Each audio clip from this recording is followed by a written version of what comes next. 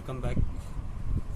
In this class I'm going to continue the same exercise of trigonometry, that is introduction to trigonometry, and we are going to solve the fifth question of exercise 8.4. The fifth question of this exercise is prove the following identity.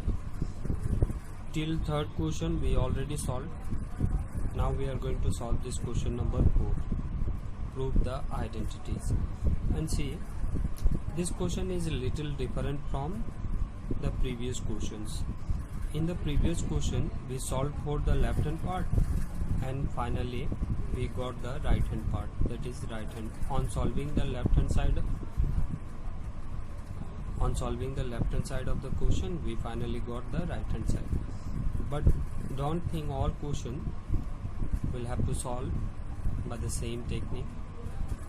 That is why this question is a little different from the previous question. See, for this question one hint has been provided here.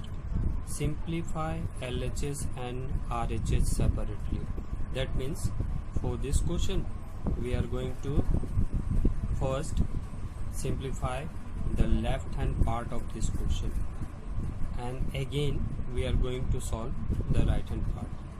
Okay, so let us start our solution. Left hand side, it is given in sec ratio 1 plus sec a upon sec a. This is left hand side of the question. In the next step, see, we cannot apply the identity here, algebraic identity. So as you know, sec and cos are reciprocal to each other. So in place of sec we can write 1 by cos. So write 1 as it is. In place of sec we are going to write 1 by cos. At the denominator part also, in place of sec we will write 1 by cos a. Okay.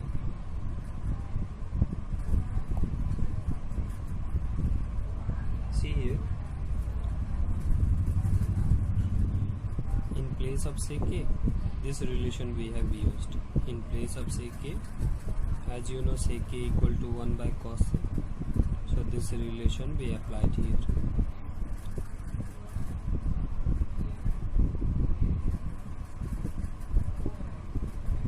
So the next step, okay, we are going to take LCM by drawing 1 here. 1 and cos a LCM, it will be cos a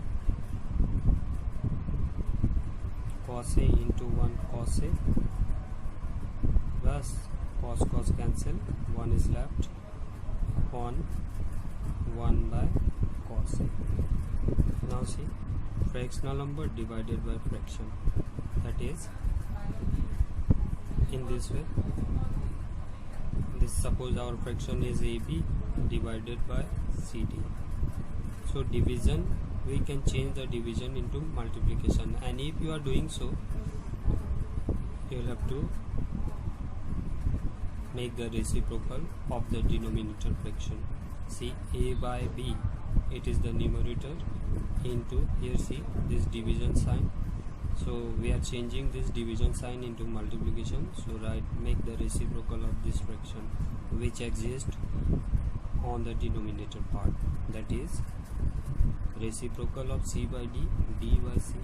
So same step we are going to follow here. Write the numerator as it is. Our numerator is cos A plus 1 upon cos A into, make it reciprocal, cos A upon 1. Then see, cos A will get cancelled, 1 is left. So finally what relation we got? Cos A plus 1 into 1, it will remain the same, cos A plus 1, cos A plus 1 we multiplied with 1, and at the denominator 1 exists, so no need of writing 1 here.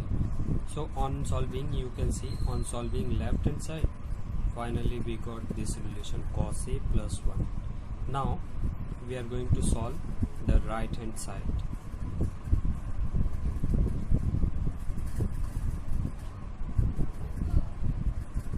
RHS.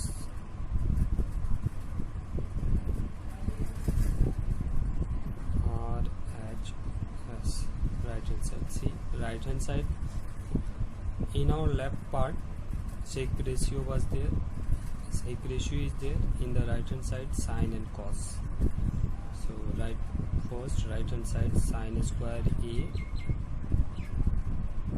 by 1 minus cos A. Okay, in this step we are going to apply trigonometric identity. As you know, sine square A value 1 minus cos square A by, write as it is, denominator 1 minus cos A. Okay, see which identity we applied here. This identity, see, sine square A equal to 1 minus cos square A. This identity we applied here in this step. So see, 1 minus cos square A. If we are writing a square sign here, do you think it changes the meaning of quotient? No, it won't change. 1 square, that means 1.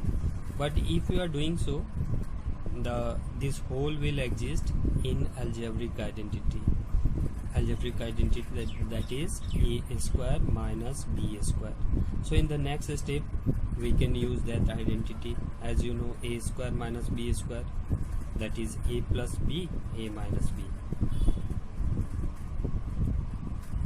See, this is our A term, this is B term, and since it exists in the form A square minus B square, so we can write A plus B in first bracket, in second bracket A minus B. So what is our A term? A term is 1, A plus B. Our B term is cos A. We have written A plus B. In the next bracket, A minus B upon 1 minus cos A.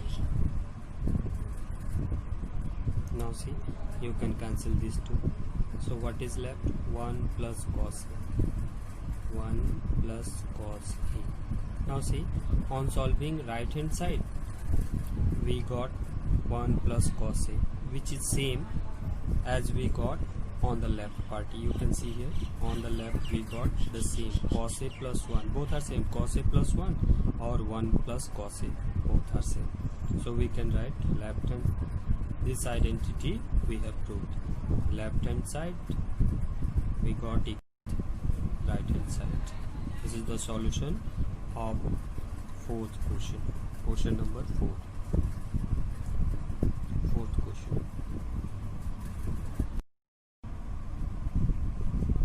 Now come to this next question of same exercise, and this time our question number, we are going to solve question number 5, and this is our question. See, on the left hand side cos and sine ratio exist, and whereas on the right hand side of this question the ratio cosec and cot exist. But the most important thing, for solving this question we'll have to apply this identity, cosec square A equal to 1 plus cot square A. See, on the left hand part, see, in the identity cosec and cot ratio exist, but in the question the ratio cos and sine exist. That means for applying this identity, at least first of all we will have to convert this the left hand part in terms of cosec and cot. So how can we get the ratio? How can we change the cos and sine ratio in terms of cosec and cot? That is our first target. Okay, so let me write. We are going to start the solution. This is the solution of this question. Write left hand side.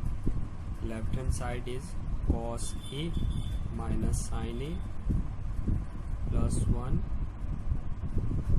by cos A plus sine A minus 1. Okay. See, for this question we'll have to apply this identity. Okay, a little bit change. We are going to transfer this cot square to this side. cosec square a, transfer this here, minus cot square a. So what is left on the right hand part? 1 is left. So that means in place of 1 we are going to get 1 here. In the next step, in place of 1 we'll put this value, cosec square a minus cot square a equal to 1. That means in one place we'll put this relation. So now see the first step. Since we are asked to apply this identity, but here see in this identity cosec and cot is given, but here no, only sine and cos is given, sine cos. So divide, our next step, divide each term by sine a. We are going to divide each term by sine a. That means if you are dividing cos by sine a, as you know cos by sine it will become 10, sine by sine will get cancelled, and 1 by sine it will become how much? 1 by sine cosec, here see will get.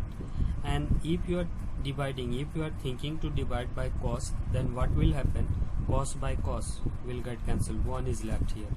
Sine by cos 10, 1 by cos it will become 10. So here we are getting 10, and here 1 by cos it will become sec. Tan and sec, tan and sec identity is not given here. We are asked to apply this identity in terms of cosec and cot. So that is why we are dividing each term by sine a, not by cos a. So dividing, see, cos a divide by sine a. This we are dividing by sine a. That means each term we are going to divide by sine ratio a, sine ratio a. Sine a by sine a, 1 also, 1 by sine a. That means each term we will have to divide by sine. Here also cos a by sine a plus sine a by sine a, and 1 by sine a. Now see, you can cancel these two, sine a will get cancelled, 1 is left, here also cancelled, 1 is left. So see, we are going to, in this step, I hope you have understood, in this step we divided each term by sine a. So you should not forget, dividing each term by sine a. So in the come to the next step. Now as you know the relation cos upon sine, cos by sine, cot, and see what is left here, 1, and 1 by sine cosec. See, finally we got the ratio in terms of cot and cosec. See, that is why we have divided each term by sine. This is our numerator part. Come to the denominator part here, in this here, cos by sine cot a, 1, and 1 by sine cosec. Okay, in the next step we are going to write these two ratios together in this way, cot a plus cosec a minus 1, here also cot a, write this term, minus cosec a plus 1. Okay, now come to the next step, write these two ratio as it is. That means in this step we are going to put the value of 1 from the identity which is given in help, which is given in hints, minus in one place. See, in the beginning I told in one place we are going to put this value. As you know, cosec square a minus cot square a, its value is 1. So here in this step, see, in one place we are going to write this value, cosec square a minus cot square a. Only, and remember, only at numerator part, only here we are going to change, not here. Denominator we are going to keep as it is. So in one place we are going to write this. In here, cosec square a minus cot square a.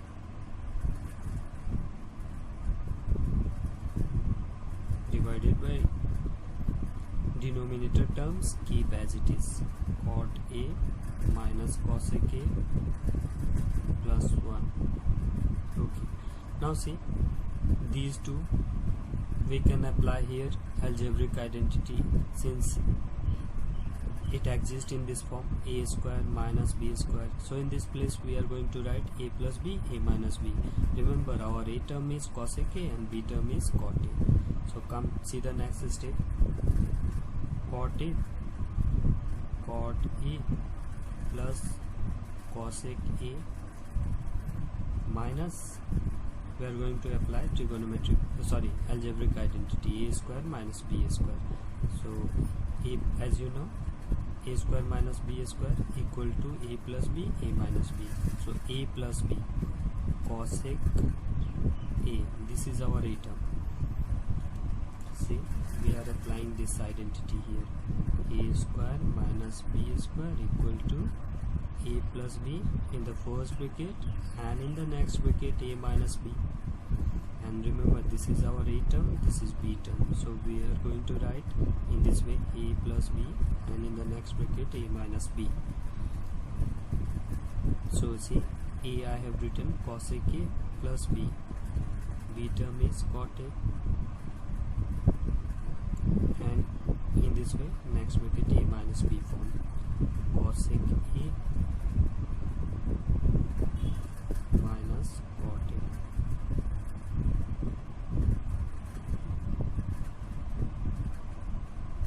Denominator keep as it is, write as it is, cot a minus cosec a plus 1. Okay, in the next step, see, terms, as you know, terms are separated by plus or minus sign. So this is our first term, and this whole thing is the second term. What is the common between these two terms? Try to understand what is the which term can be taken as common between this and this term. See, to make you understand, I would like to write here. See, suppose a plus b in this way minus a plus b and a minus b. See, it exists. See, these ratios exist in this form, a plus b, a plus b, a minus b, in this way. So see, a plus b, we can take as common, because these two terms exist in a plus b exist in the both term. Two terms are here, first term, second term. A plus b is present here also. So you can take a plus b common. If you are taking a plus b common, what is left here? 1 minus, in the next, since we have taken this term as common and we have written outside the bracket, so here 1 is left. 1 into a minus b in this way. So same thing we are going to apply here. See, cot a plus cosec a plus cot a, both are same. We can take these two. We can take this common from these two terms. So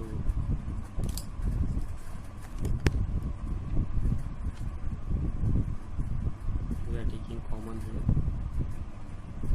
cot a plus cosec a, we are taking common. In this way, see, we have written outside the bracket. So start curly bracket, So in this place 1 is left, next minus sign, this we have taken outside, so this term is left, cosec A minus cot A.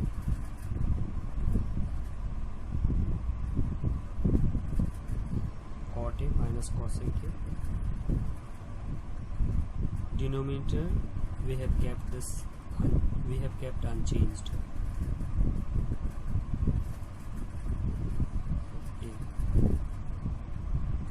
We are very close to get the answer. Okay, cot A plus cosec A, cot A plus cosec A, and we are going to open this small bracket. So in this place put a small bracket, 1, open the bracket, minus cosec A, and minus minus it will become plus cot A, divided by cot A minus cosec A, cot A minus cosec A plus 1. See, our denominator, the terms of denominator matching with the numerator, and here see this thing exists in multiplication form with this, so you can cancel. See, positive cot A, minus cosec A, minus cosec A, plus 1, so terms are same from the numerator and denominator, you can cancel it out. So what is left here? See, cot A plus cosec A, cot A plus cosec A, and if you see the question, the same thing is given on the right hand side. See here, what is given here? From this relation we are asked to prove this cosec A plus cot A, and we got here, see, cot A plus cosec A. So we have proved this is our right hand part. By taking LHS, we got the term which exists on the right hand side of the question.